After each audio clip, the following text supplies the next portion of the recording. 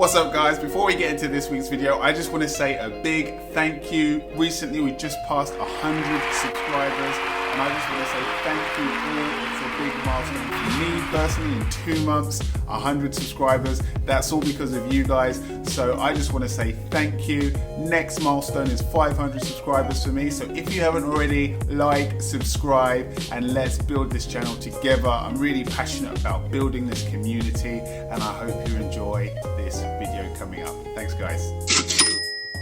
What's up guys, so today I'm going to come at you in rapid fashion with 7 relatively easy side hustle ideas that you can start today to get you some extra income through the door every month. What's up guys, it's Warren Gosling back here once again with simple, actionable financial literacy tips. If you find today's video useful, do 3 things for me: like, share, subscribe guys. So a little bump from a side hustle can be the difference between struggling each month and actually being okay, the difference between saving and not saving, the difference between investing and consuming. I'm saying this because I've been on both sides of the fence guys. I've lived on just my income alone and been in debt, and I know what it's like to live from month to month, from hand to mouth, paycheck to paycheck. And I've been on the other side of the fence where I am now, having a side hustle income and using that money to invest that will earn extra income over the months and snowball for me over time and build long-term wealth guys. And boy does it feel good to be on this side of the fence, and guys, I want the same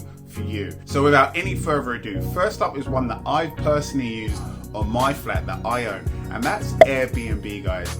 If you work outside of town during the week, if you often travel, if you're going on holiday, Airbnb is a great way to earn extra income for doing nothing guys. All you need to do is literally clean your flat and arrange for either someone to let your guests in, or as most people do, including myself, is arrange for a safe place for someone to pick up your keys. That can be a key box, and that's literally it guys. Back in the day when I used to work outside of London 4 days per week, I've done that at various points throughout my career, I'd put my flat on Airbnb and literally earn about £200 a week for having someone stay at my flat whilst I wasn't there, and literally earn money whilst I wasn't in my flat week to week guys. I also did the same whenever I used to go on a holiday guys. It's easy money. That's pretty much your spending money for your holiday paid for by using your flat. The pros are, it's low effort guys, it's cheap, there's no cost to it, it's good income, around about £60 per night for me personally, but in some parts of London, depending on, or not even London, the whole UK, wherever you live, you know, if you're watching this outside of the UK, right, I'm being really London centric here, but wherever you live, it could be a lot more than that depending on where you live, the specific area,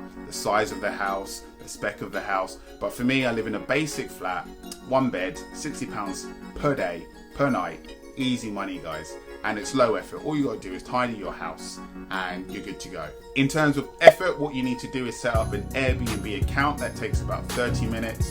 Put some decent pictures on there, clean your house, as I said earlier, arrange key collection, and that's it for effort. In terms of cons, well, you got someone else living in your home. Some people like that, some people don't.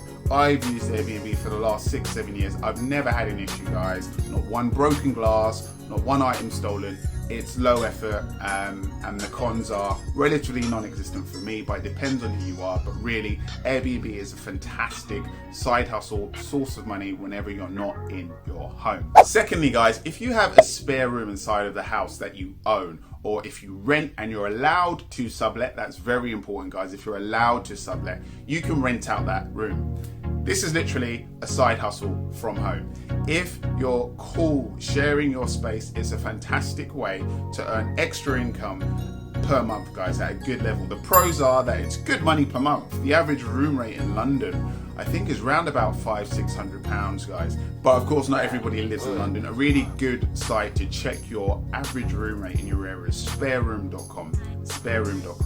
In terms of effort guys, you have a whole other person living in your house that you have to live with day to day, so choose right guys. And in terms of the cons, you're sharing your space, so some people love it, some people like being in other people's company, some people don't, some people are somewhere in between, but that's the real con. So you're sharing your space, you can't walk around naked, your days of walking around the house naked are over guys. Okay, next up is food delivery. So many of us have partaken in God's gift to man, Uber Eats guys. If you haven't, I don't know what to say to you.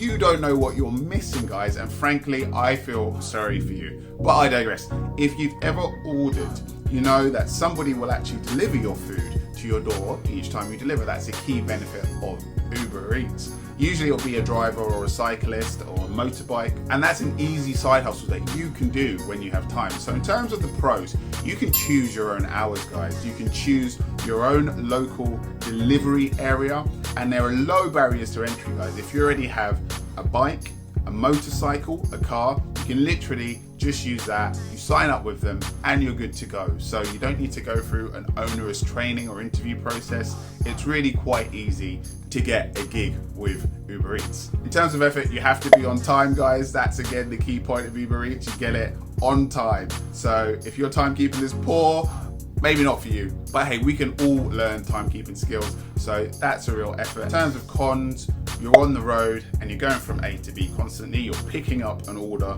from a restaurant, a takeaway, etc., and then you're taking it to wherever it needs to be taken to. Some people actually like being on the road, so depending on who you are, that's the only real con for me when it comes to Uber Eats. Linked to Uber Eats is the ride share economy, guys. So that's Uber, Bolt, Lyft, those types of ride shares that we've all used, or a lot of us have used at some point in our life. This is a solid part-time income that can provide you with extra money each month for taking people from A to B, literally. There's not a huge amount for me to say on this because Uber is a global brand, and even if you've never taken an Uber, we all pretty much know how it works. It's an app-based rideshare service. You order a pickup from wherever you are on your app, somebody comes and picks you up and takes you to where you need to go.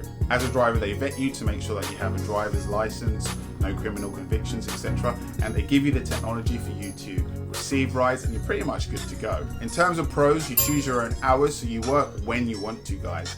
You also get to choose your local area in which you want to operate in, so you can choose to take persons from one side of the country to the other in theory, or you can just stay in your local postcode. It really depends on where you want to work. Obviously, there are implications on the amount of business and rides that you get for that. And again, low barriers to entry, guys. If you have a car ready, you just start using it. So in terms of effort, guys, you're now in the taxi business, basically. So you pick up people and you drop them off. And when you work, you're constantly on the road. And again, as I alluded to with the Uber Eats example, some people like that. So in terms of cons, guys, you're using your car really as a taxi. So you cannot control who comes in and out of your car, guys. So it could be someone really nice that you get on well with, or it could be someone really rude, or it could be someone who's just not interested. It's really your call, so it really depends. But I guess it's the same as, say, working in a bar or a restaurant. You get a mixture of customers in most industries, guys. The only difference with Uber is that you're stuck in a car with them for a period of time.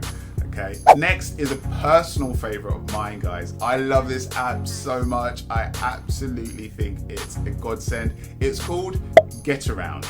Again, this is an easy side hustle from home that you can earn money on, good money. I get on average about £100 per month using this app. The only catch is that you have to have a car. But essentially, guys, it's an app that lets you list your car on it, and people rent out your car whenever you're not using it.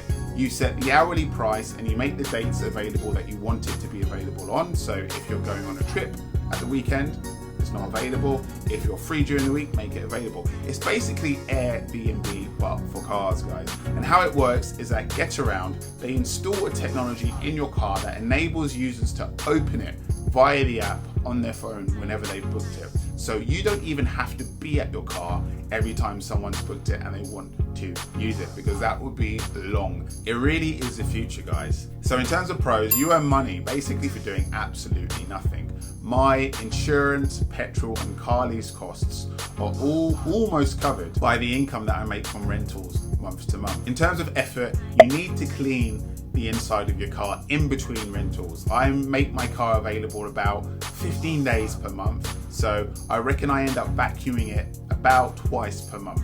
As an owner, you need to have comprehensive insurance, and then the company Geataround provide additional insurance to cover the renters that book your car from day to day, week to week, whenever they do. Okay. In terms of cons, you need a car, right?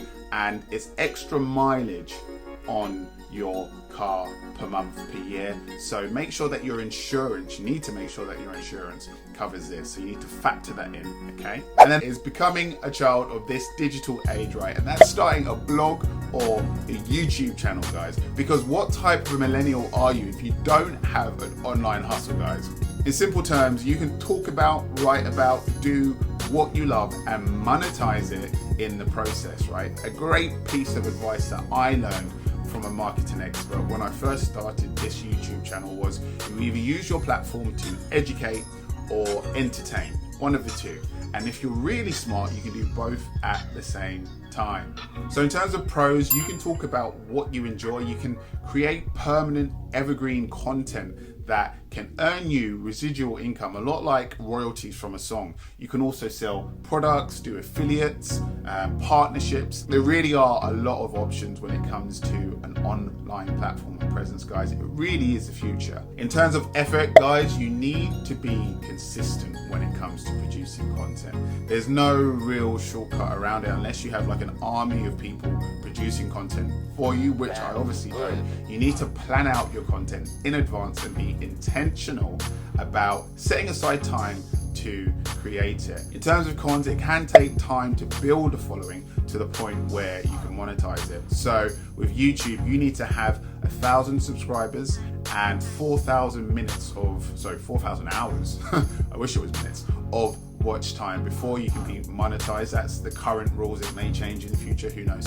But it takes time, guys, to build a following and to get to the point where you can monetize it. And as I speak right now, I'm at 113 subs. So guys, click that like button and subscribe. I'm trying to get to that 1,000 mark. Thank you very much. Right now, my last side hustle from home that I wanted to share is one that I've personally used as a consumer a few good times, and that is the gig economy. Sites like Fiverr and Upwork, which I've used myself to get some really great logos done by people, a lot more capable than I am with my basic PowerPoint skills, guys, for a fantastic price. So users literally post a job, and then that posting will generate search results, and there'll be a list of people that are really able to do it along with their reviews and prices. The pros are that if you are listing your services on there, you choose your own hours, you get to work from home, and you can basically operate in what your gifting is. So if you're good at graphic design, you can design logos, as I just said in my example. If you're into marketing, you can be an independent advisor for somebody who's trying to build up their digital channel.